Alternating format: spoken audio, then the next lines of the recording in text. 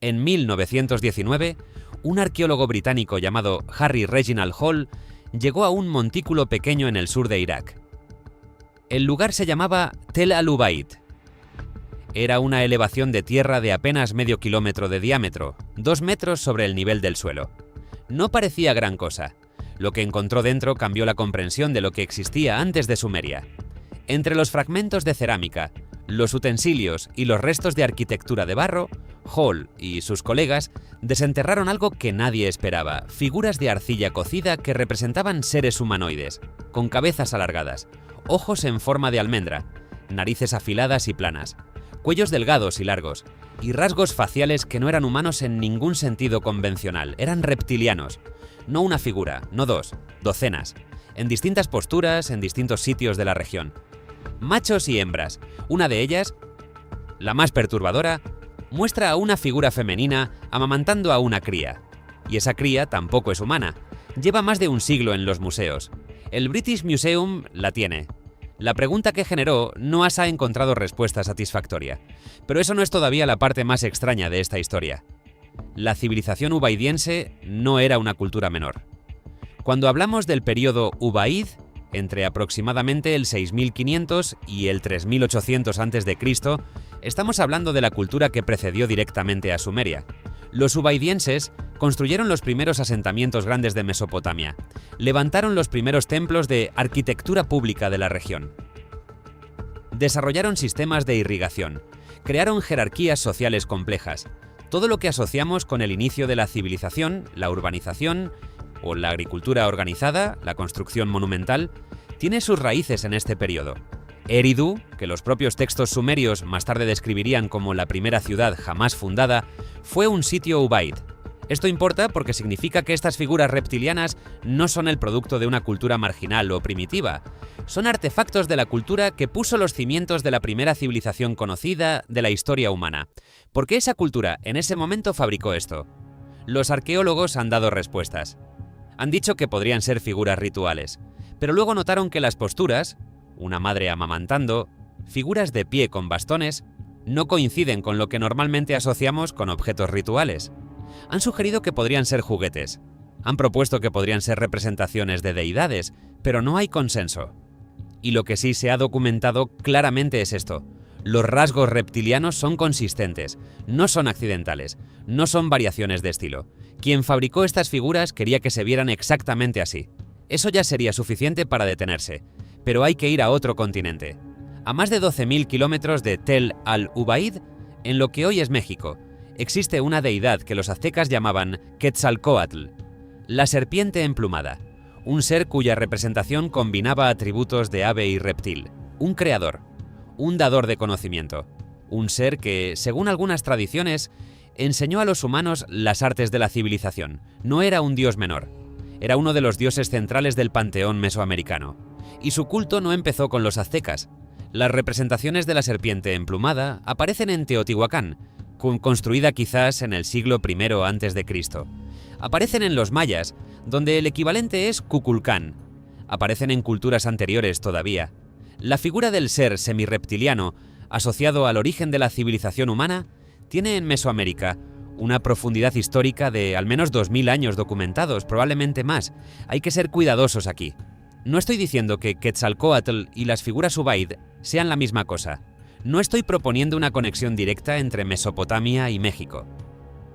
No existe evidencia arqueológica de contacto entre estas dos regiones en los periodos que estamos discutiendo. Lo que sí estoy señalando es un patrón.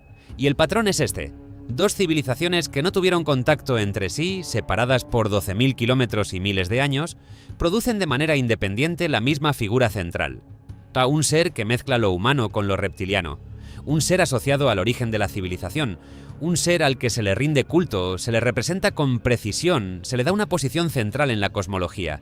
Eso no prueba ninguna hipótesis extrema, pero sí deja una pregunta legítima que la arqueología convencional no ha respondido de manera completamente satisfactoria. ¿Por qué?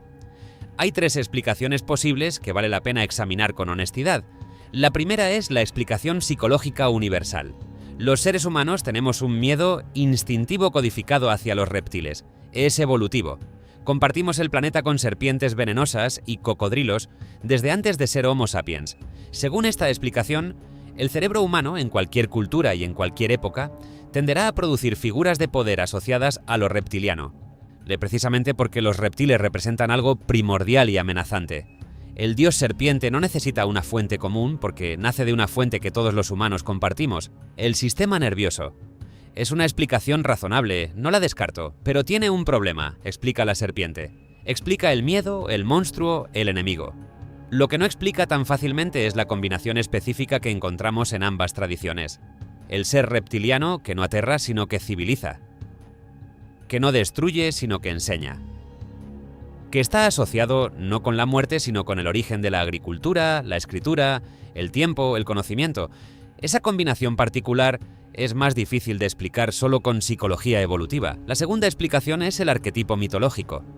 Carl Jung y sus sucesores argumentarían que ciertas imágenes emergen del inconsciente colectivo humano independientemente de la cultura, que hay formas que la mente humana produce de manera natural, universal, sin necesidad de transmisión cultural. La serpiente, la madre, el cielo, el inframundo. Estas son categorías que aparecen en todas las mitologías porque son estructuras del pensamiento humano, no porque alguien las haya difundido. Tampoco la descarto. Pero el problema es similar. El arquetipo junguiano explica a la serpiente como símbolo de transformación y poder. No explica de forma tan limpia la coincidencia en los detalles específicos de función. El ser que trajo la civilización, el que dio el conocimiento, el que precedió a los humanos o coexistió con ellos. La tercera explicación es la más incómoda para la arqueología institucional, no porque sea extravagante, sino porque implica admitir que hay cosas que aún no sabemos sobre los primeros movimientos humanos por el planeta. Esta explicación plantea que existió en algún periodo anterior al que tenemos documentado con claridad una transmisión cultural que hoy no podemos rastrear. No extraterrestres. No civilizaciones perdidas de ciencia ficción. Simplemente, el registro arqueológico de los primeros movimientos humanos es incompleto, y es posible que ciertas ideas hayan viajado de maneras que todavía no comprendemos del todo. Esta explicación no es descabellada. Los arqueólogos han revisado repetidamente sus estimaciones sobre cuándo y cómo los humanos llegaron a América. Lo que parecía establecido hace 30 años sobre las rutas de migración y los contactos prehistóricos ha sido corregido más de una vez por nuevos hallazgos genéticos y arqueológicos. No sabemos todo lo que creíamos saber sobre cómo se movieron las ideas en la prehistoria humana.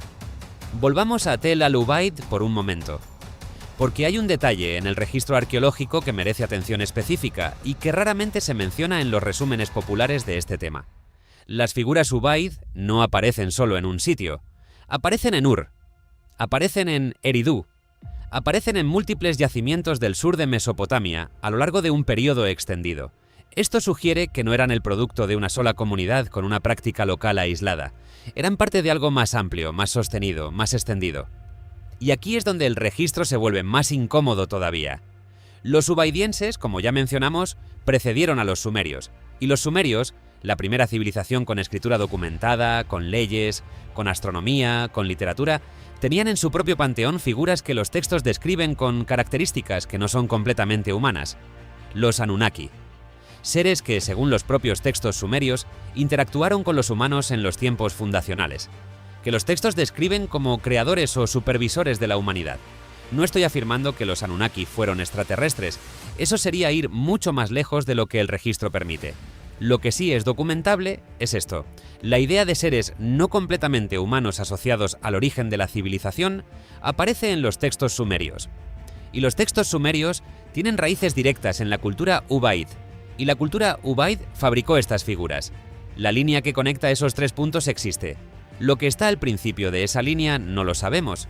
Y ahora hay que ir más lejos todavía, porque la coincidencia no se limita a Mesopotamia y Mesoamérica. En el antiguo Egipto, la serpiente Apophis era el enemigo del orden cósmico, el caos primordial en forma reptiliana. Pero también existía Sobek, el dios cocodrilo, asociado al poder y a la fertilidad del Nilo. En la India védica, los nagas eran seres serpentinos de gran poder e industa inteligencia, guardianes del conocimiento y del inframundo. En China, el dragón, esencialmente un ser reptiliano, es la figura central del poder imperial y el símbolo de la sabiduría y la fuerza. En África subsahariana, Múltiples tradiciones tienen serpientes o seres semirreptilianos como figuras fundacionales. Hay que ser disciplinados aquí. La distribución global de la serpiente como símbolo puede explicarse perfectamente por la explicación psicológica que ya mencioné. Ninguna de esas apariciones por sí sola es evidencia de nada extraordinario. Pero el patrón específico, el ser reptiliano que civiliza, que enseña, que está presente en el origen, ese patrón más específico aparece con una consistencia que no parece completamente reducible a psicología evolutiva universal. La versión prudente de esta observación ya es suficientemente llamativa. Regresemos, por última vez, a las figuras de arcilla. Están en museos. El British Museum tiene varias. Pueden verse, pueden estudiarse. La tecnología de análisis disponible hoy, estudios de ADN, antiguo de los sitios, análisis composicionales de la arcilla, datación más precisa de los estratos donde fueron encontradas, podría decirnos mucho más sobre quiénes fabricaron estas figuras, en qué contexto exacto, qué otras cosas estaban enterradas junto a ellas. Ese trabajo no se ha hecho de manera exhaustiva. No estoy proponiendo una conspiración para suprimir esta información. Las razones por las que la arqueología de los sitios Ubaid sigue incompleta son en gran parte prácticas. Los yacimientos están en una región que ha sido zona de conflicto durante décadas. El acceso es difícil, los recursos son limitados. La arqueología de Mesopotamia compite por financiamiento y atención con decenas de otras prioridades. Pero el resultado es el mismo. Tenemos en nuestras manos objetos de 7000 años de antigüedad, que representan algo que sus creadores consideraban suficientemente importante como para fabricarlo en cantidad, distribuirlo por múltiples ciudades y preservarlo. Y todavía no sabemos con certeza qué era. Esa es al final la pregunta más honesta que se puede hacer sobre este tema. No ¿eran reales los seres reptilianos? Sino algo más simple y más perturbador. ¿Por qué los primeros constructores de ciudades de la historia humana pusieron tanto cuidado en representar algo que no era humano? ¿Qué estaban recordando? ¿O qué estaban intentando no olvidar? La respuesta, si existe, probablemente siga bajo la arena del sur de Irak. En capas que aún no hemos excavado. En estratos que la tecnología actual podría leer, si alguien decidiera mirar. Por ahora, la pregunta sigue ahí.